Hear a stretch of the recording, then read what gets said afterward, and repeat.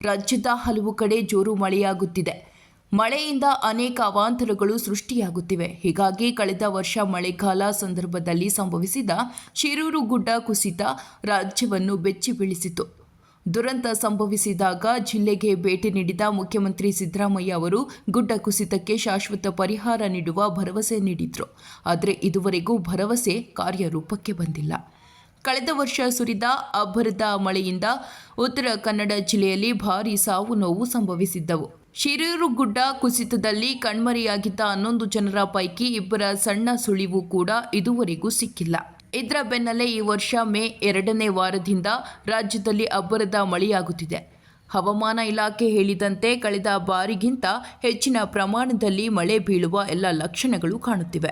ಈ ವರ್ಷ ಮತ್ತೆ ಉತ್ತರ ಕನ್ನಡ ಜಿಲ್ಲೆಯಲ್ಲಿ ಭಾರೀ ಅವಾಂತರ ಆಗುವ ಆತಂಕ ಜಿಲ್ಲೆಯ ಜನರನ್ನು ಕಾಡುತ್ತಿದೆ. ಕಳೆದ ವರ್ಷ ಶಿರೂರಿಗೆ ಭೇಟಿ ನೀಡಿದ ಸಿಎಂ ಸಿದ್ದರಾಮಯ್ಯ ಅವರು ಜಿಲ್ಲೆಯಲ್ಲಿನ 339 ಗುಡ್ಡ ಕುಸಿತ ಪೈಕಿ ಸುಮಾರು 100 ಕೋಟಿ ರೂಪಾಯಿ ವೆಚ್ಚದಲ್ಲಿ ಪ್ರಥಮ ಹಂತದ ಶಾಶ್ವತ ಪರಿಹಾರ ನೀಡುವ ಭರವಸೆ ನೀಡಿದರು. ಹಣ ಬಿಡುಗಡೆ ಮಾಡುವುದಾಗಿ ಹೇಳಿ ಮತ್ತೆ ಸರ್ವೆ ಮಾಡಿಸಿ 3 ಬಾರಿ ಜಿಲ್ಲಾಡಳಿತದಿಂದ ಮಾಹಿತಿಯನ್ನು ತರಿಸಿಕೊಂಡಿದ್ರು. ಆದರೆ ಇದುವರೆಗೂ ಒಂದೇ ರೂಪಾಯಿ ಹಣ ಸರ್ಕಾರ ಬಿಡುಗಡೆ ಮಾಡಿಲ್ಲ.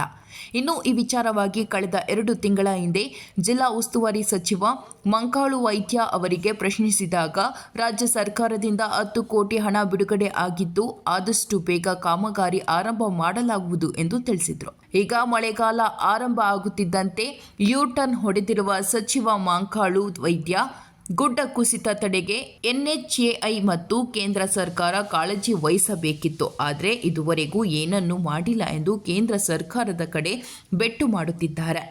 ರಾಜ್ಯದಲ್ಲಿ ಭಾರೀ ಮಳೆ ಸುರಿಯುತ್ತಿರುವ ಬೆನ್ನಲ್ಲೇ ಉತ್ತರ ಕನ್ನಡ ಜಿಲ್ಲೆಯ ಜನರ ರಕ್ಷಣೆಗೆ ಮುಂದಾಗಬೇಕಿದ್ದ ಸಚಿವ ಮಂಕಾಳು ವೈದ್ಯ ರಾಜಕೀಯ ಮಾಡಲು ಮುಂದಾಗಿರುವುದು ನಿಜಕ್ಕೂ ವಿಷಾದನೀಯ ಎಂದು ಸಾರ್ವಜನಿಕರು ಬೇಸರ ವ್ಯಕ್ತಪಡಿಸಿದ್ದಾರೆ.